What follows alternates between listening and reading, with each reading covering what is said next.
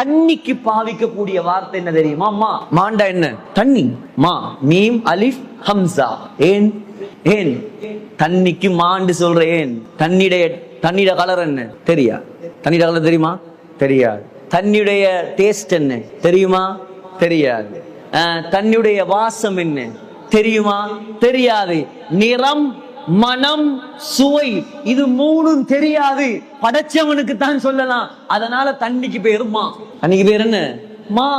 தண்ணி இவ்வளவு குடிக்கிறோம், ஒவ்வொரு நாளும் குடிக்கிறோம், குளிக்கிறோம், டாய்லெட் போறோம், உதவு செய்யறோம். அந்த தண்ணிய கூட விளங்கப்படுத்த எங்களுக்கு வக்கில்லை. இதான் எங்கட அறிவு. இதான் எங்கட அறிவு. எங்கட அறிவெல்லாம் அறிவு இல்ல, அல்லாஹ்வுடைய அறிவு தான் அறிவு. ஸல்லல்லாஹு அலைஹி வஸல்லம் அறிவு தான் அறிவு.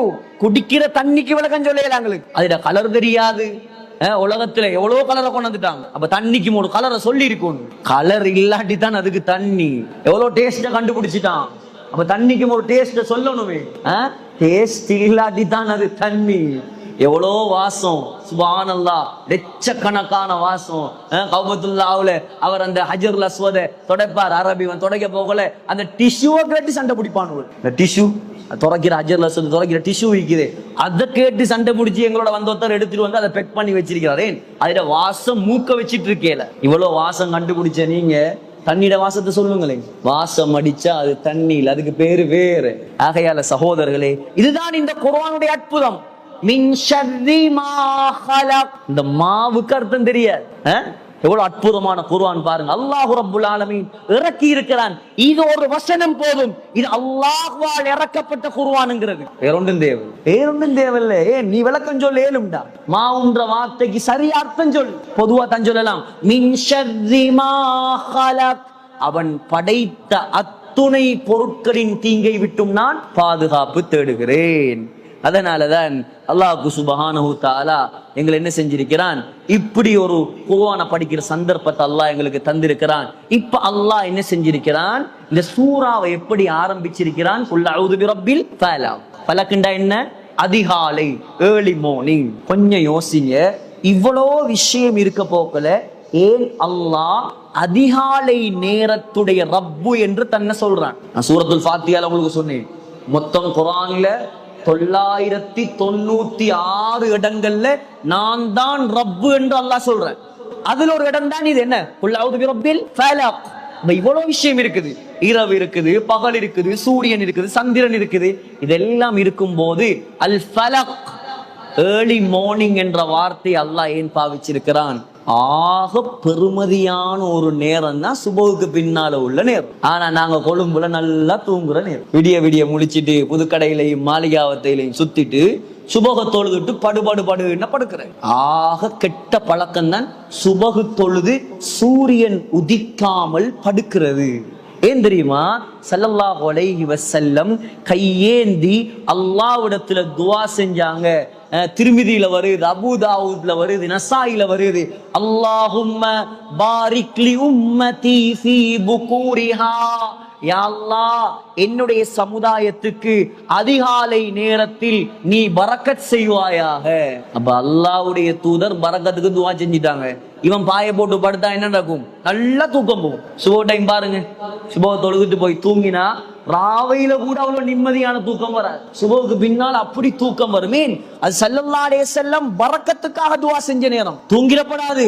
உலமாக்கள் சொல்றாங்க, அன்-நௌமு பஅத ஸலாத்தில் ஃபஜ்ர் மக்ரூஹுன் யஜ்ரிபுல் ஃபக்ர. யாரு சுபஹு தொழுத உடனே ஸலாத்தல் தொழாமலே தூங்குறது அல்லாஹ் பாதுகாக்கும். அது இனி சட்டம் வேற. அது இனி 80,000 வருஷம் நெருப்பு. அதுக்கு சட்டம் வேற. தொழுதுட்டு உடனே தூங்கினா கூட வறுமையை கொண்டு வருமா? வறுமை, முசீபத்து, தருத்திரியம். சுபஹு தொழுதத்தோட சூரியன் உதிக்காம தூங்குற. சுபஹு தொழுதத்தோட ஒரு 20 நிமிஷத்துல உதிச்சிரும். அதுக்கு பின்னால தூங்க நல்லா தேவண்ட. ஆனா தூங்குற நேரம் இல்ல. அது வியாபாரம் செய்யற நேரம், அது நிக்கா செய்யற நேரம், அது பாடத்தை ஆரம்பிக்கிற நேரம். அதான் மதரசாக்கள்ல பாடுங்க. எங்களுக்கு இன்னும் ஞாபகம் இருக்குது. சுபஹுக்கு பின்னால தூங்குறத கண்டா ஹஸரத் மாரு விரட்டுவாங்க எழுப்பாட்டு. தூங்குற நேரம் இல்லை இது. நீ குர்ஆனை விரிச்சு பாரு, ஹதீஸை விரிச்சு பாரு, விளங்காட பாடத்தை பாரு, அல்லாஹ் விளக்கத்தை தருவான் உனக்கு. அதான் ஸல்லல்லாஹு அலைஹி வஸல்லமுடைய காலத்துல ஒரு சஹாபி இருந்தார், ஸஹ்ர் இப்னு வதாஆ அல்-காமிதி.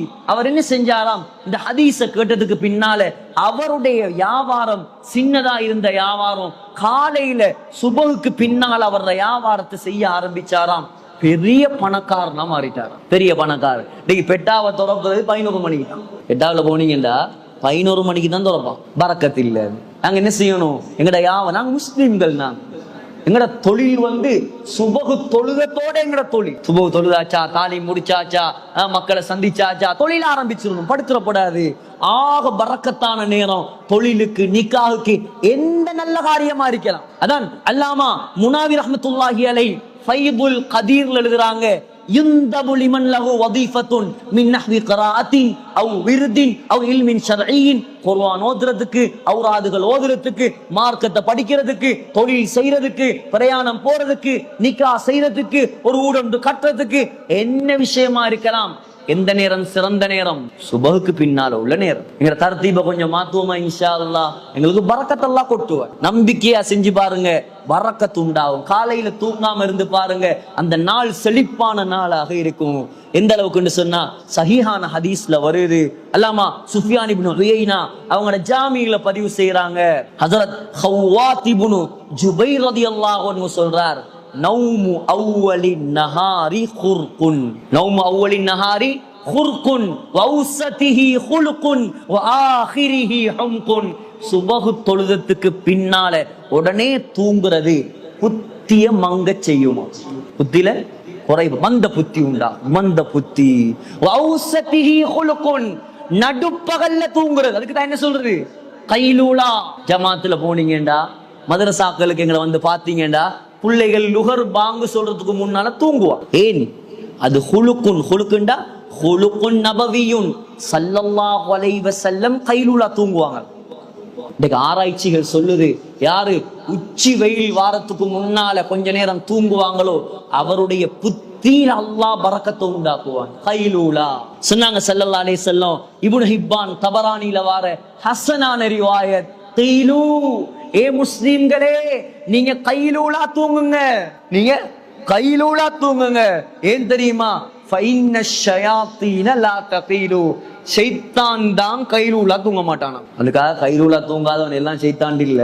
ஒரு வேலை வெட்டி அது வேற விஷயம். சும்மா இருந்தா என்ன செய்யணும், நாங்க அந்த கைலூலா நேரத்துல சுன்னத்தை ஹயாத்தாக்குற நோக்கத்தோட தூங்கணும். ஏன்? பெரிய சுன்னத்தை ஹயாத்தாக்கின நன்மை கிடைக்கும், எங்கட புத்தியில வளர்ச்சி உண்டாகும். மூணாவது சொன்னாங்க, வஆகிரிஹி ஹும்குன். யாரு பகலுடைய கடைசி பகுதியில தூங்குவாங்களோ, அசருக்கு பின்னால தூங்குறது, அதுவும் சலாத்துல பழக்கம். மகரிபுடைய நேரம் தூங்குறது இருக்குதே, அது அவனை மடேனாக்கும், மடத்தனம். அசருக்கு பின்னாலையும் தூங்கப்படாது, சுபகுக்கு பின்னாலையும் தூங்கக்கூடாது. தூங்க வேண்டிய நேரம் கைலூல்லாவுடைய நேரம்.